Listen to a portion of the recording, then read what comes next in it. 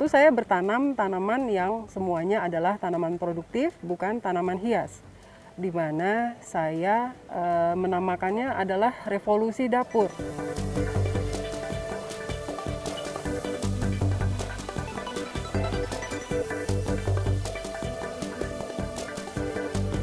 Tanaman yang kita tanam itu harusnya yang dapat kita manfaatkan, kemudian juga berguna, bisa juga lebih menyehatkan kita. Di mana saya bertanam yang berkesinambungan pada ekosistem.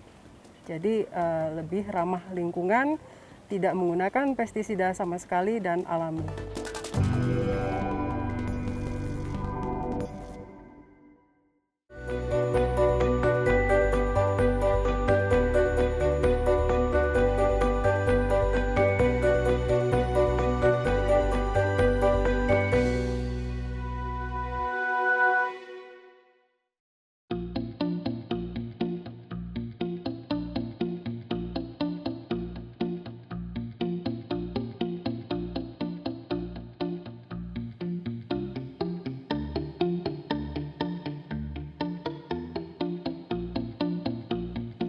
Saya Masih Taryani, pemilik Omah 27 Pancoran.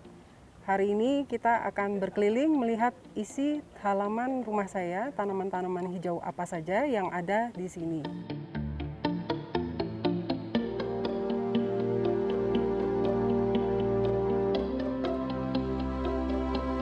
Kenapa saya berikan nama Omah 27? Itu sebenarnya adalah nomor rumah gitu. Jadi saya tinggal di blok H nomor 27. Sedangkan Omah itu adalah dalam bahasa Jawa berarti rumah.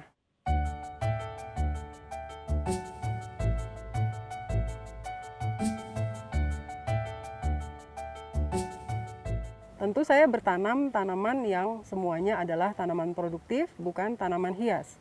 Di mana saya menamakannya adalah revolusi dapur. Karena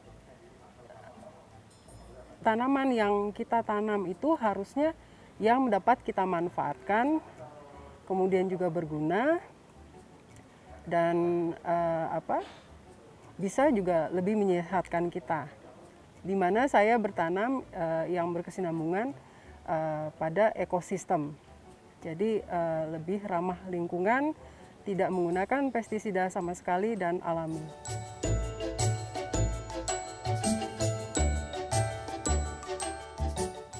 Ini adalah tanaman pepaya Jepang, sangat mudah untuk dibudidayakan dan ini bisa untuk disayur. Saya menanam juga ada pepaya, tanaman singkong, tapi juga ini. Dan misalnya saya ingin bikin buntil sebagai ganti daun pepaya atau daun singkong biasa juga bisa menggunakan daun pepaya Jepang ini. Di samping rasanya juga tidak pahit untuk yang tidak suka rasa pahit. Dan cara untuk membudidayakannya, untuk memperbanyak itu sangat mudah. Ketika kita panen, kita ambil batangnya yang tua, tinggal kita tuncup-tuncup aja ke tanah dan rajin kita siram secukupnya, ya dia akan tumbuh.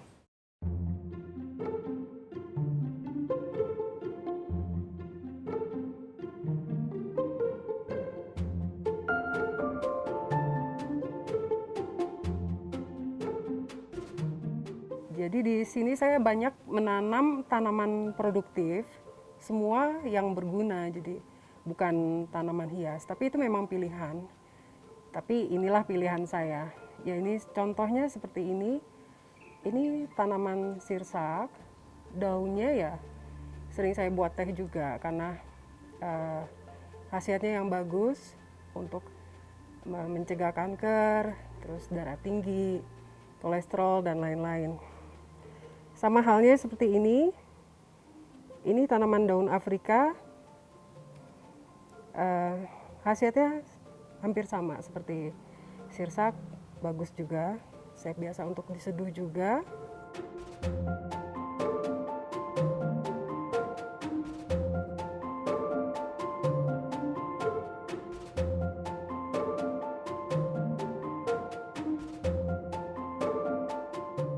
Kegiatan saya itu ya bertanam, karena memang saya suka sekali bertanam, dan itu saya sudah mulai fokus itu dari tahun 2010. Karena saya pikir gini, saya ingin melakukan hal yang fokus, dan itu harus dimulai dari diri sendiri, dari hal yang terkecil, dari lingkup yang terkecil, yang kemudian kita akan bisa menularkannya kepada lingkungan terdekat kita, baru nanti ke hal yang lebih besar lainnya.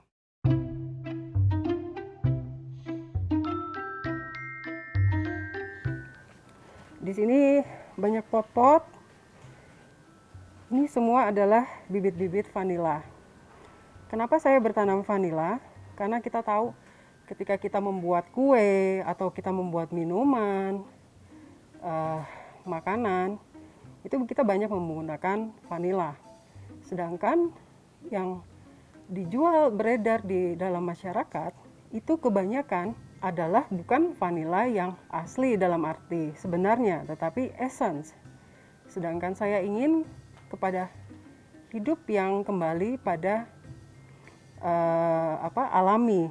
Jadi saya berpikir untuk menanam ini agar kedepannya saya bisa menikmati dan membuat makanan, minuman atau kue dari vanili yang asli.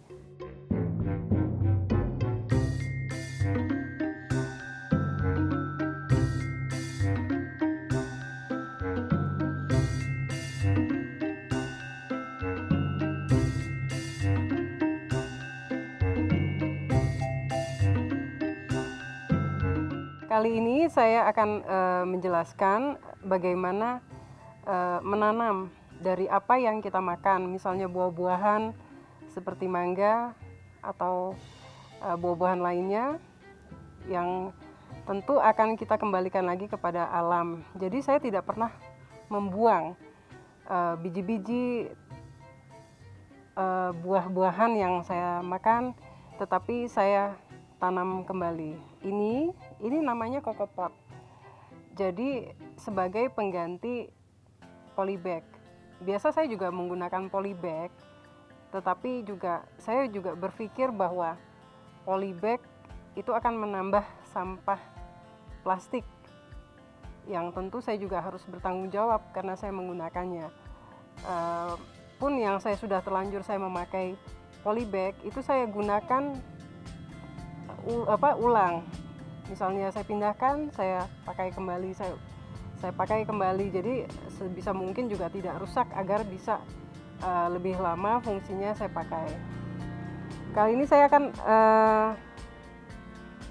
menanam mangga ini yang sudah saya makan. Jadi semua biji-biji yang sudah saya makan buahnya itu pasti saya simpan seperti ini. Nah, sekarang saya akan mencoba menjelaskan ini bagaimana menanam di kokopot. Biasanya campur kokopit seperti ini, pupuk kandang ya, bisa kambing atau sapi, tapi saya lebih seneng kambing.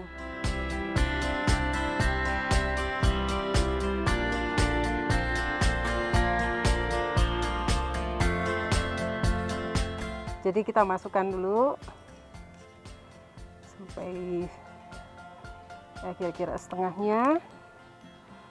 Terus ini mangga seperti ini, kemudian kita taruh kembali sampai terbenam.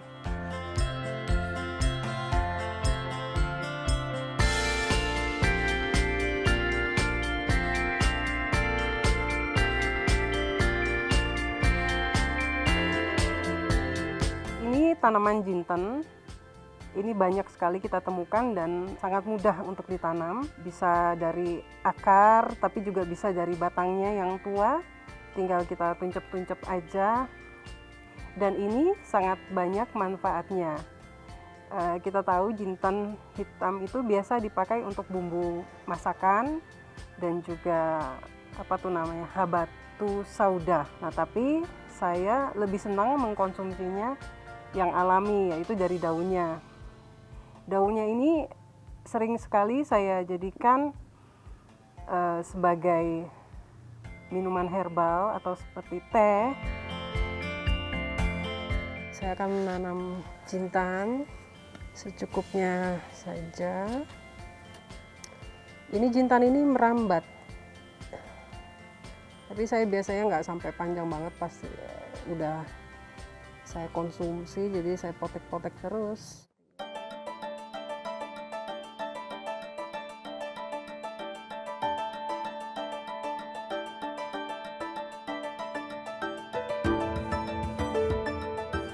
Memang senang dengan alam.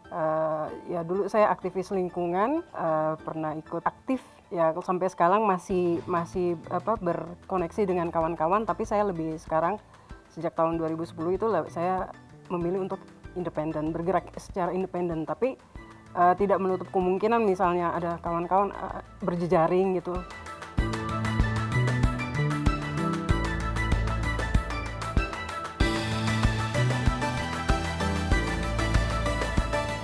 Jadi waktu 2010 tuh saya belum nanam di sini. Jadi ini rumah keluarga, rumah orang tua. Ya sekarang menjadi tanggung jawab saya. 2010 itu saya dulu punya cita-cita ya, karena melihat ya itu rekaman memori saya sama papi saya. Oh, saya nanti tua saya pingin deh makan atau buah atau apapun itu dari halaman sendiri gitu. Jadi saya mulai bertanam itu memang tabu lampot sama kayak jahe, empon-emponan seperti itu, saya mulai seperti itu.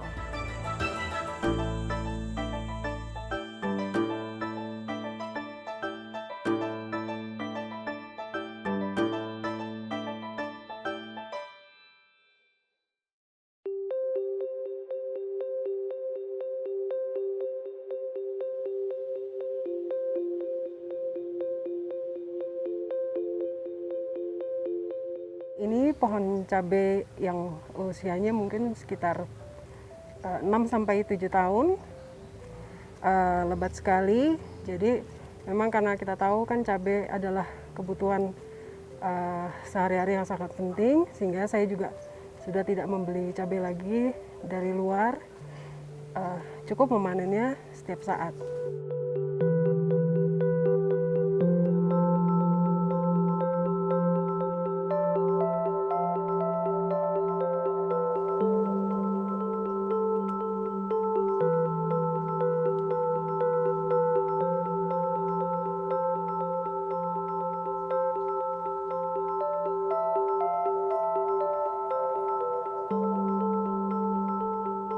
Ini sekarang kita panen pepaya Jepang. Ini tanaman yang mudah sekali untuk tumbuh. Rasanya saya senang sekali saat panen seperti ini ya.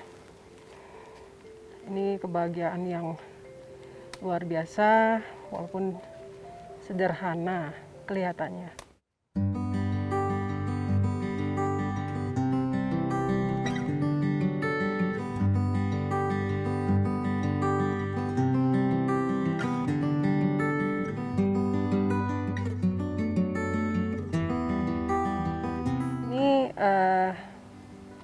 Daun ginseng Jawa atau som yang biasa saya masak juga.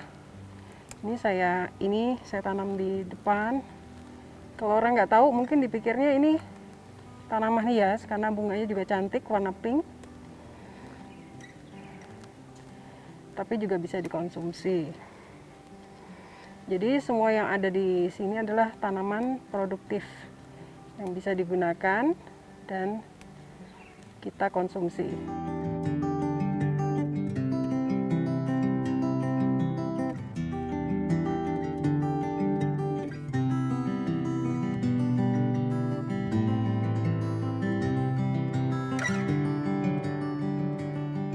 Ini tanaman daun ginseng juga, ginseng Jawa, som.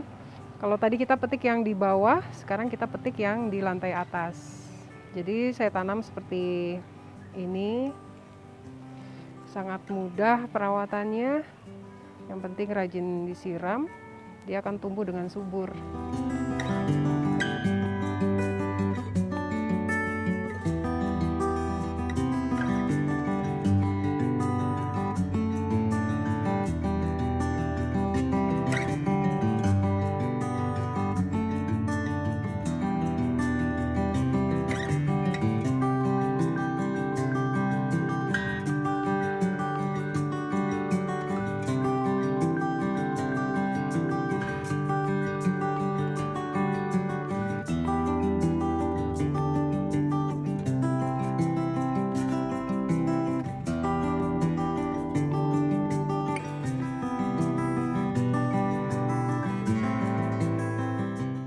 bagi saya orangnya bukan yang tipe teoritis gitu loh, atau senang diskusi yang teori, filosofi tingkat tinggi atau yang seperti itu. Tapi saya orangnya tuh nggak suka banyak bicara, tapi lebih baik saya langsung praktis, sebagai praktisi gitu. Maksudnya saya mengaplikasikannya langsung dalam kehidupan saya sehari-hari.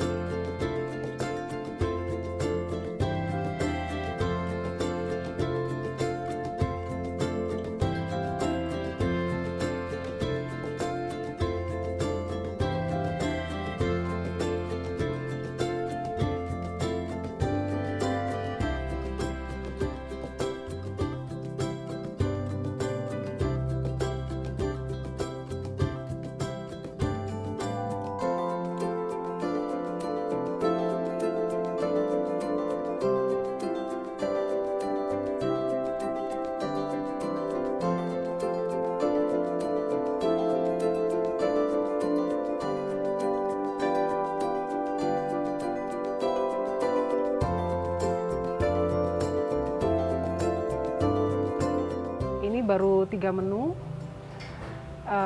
dan ini belum semuanya. Dan inilah revolusi dapur yang saya lakukan selama ini. Jadi setiap hari saya mengambil, memanen apa yang ada di halaman rumah saya untuk dimakan sendiri.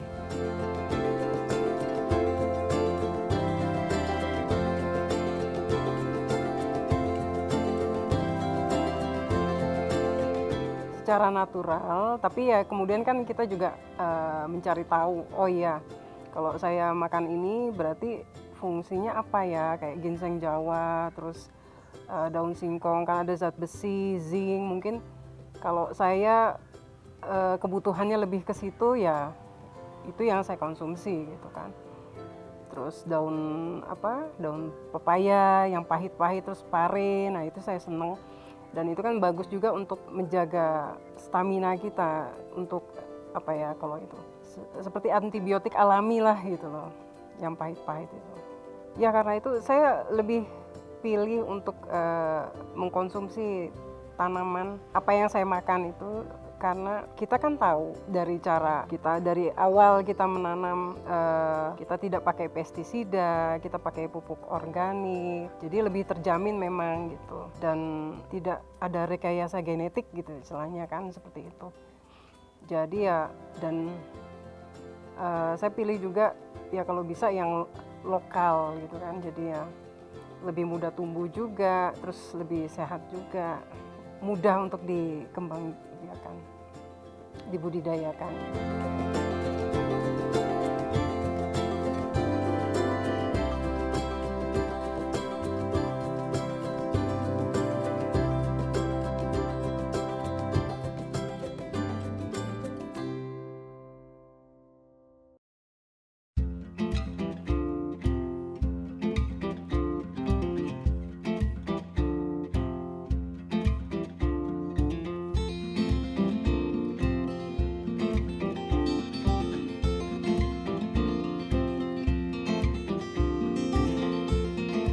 Ada kulit jeruk nipis, jeruk lemon lagi, tomat, buah naga, mangga. Semakin banyak variasinya dalam membuat ini, itu semakin bagus, minimal 5 jenis.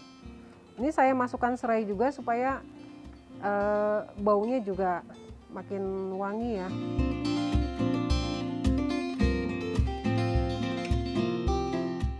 Nah, sekarang kita masukkan gula. Ini adalah gula tebu asli. Ini 1 kilo untuk buah. Jadi perbandingannya itu gulanya 1 kilo, kemudian buahnya itu sekitar 3 kilo, dan airnya sekitar 10 liter. Ini saya menggunakan galon. Tapi sebenarnya lebih bagus lagi bisa untuk yang atasnya itu yang lebar sebetulnya, karena untuk awal-awal nanti akan keluar gas itu banyak sekali.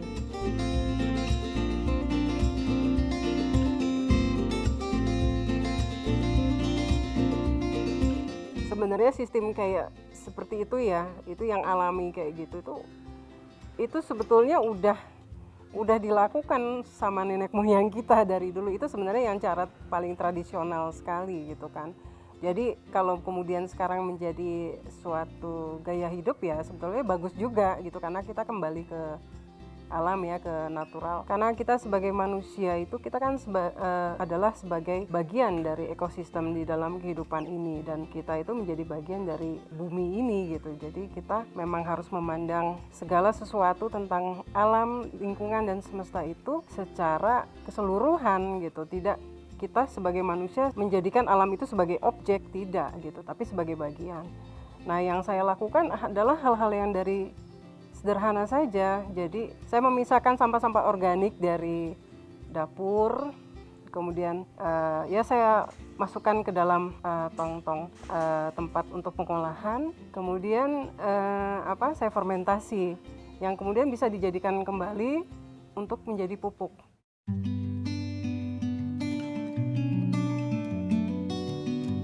Jadi ketika kita sudah melakukan bahwa kita ini hidup selaras dengan alam, itu semua itu akan berbalik kembali kepada kita gitu. Jadi hukum alam itu kan hukum sebab akibat gitu. Kita tidak mengharapkan apa-apa, tapi kita berbuat saja yang terbaik gitu kan. Kita pelongkan gitu kan. Ya nanti juga akan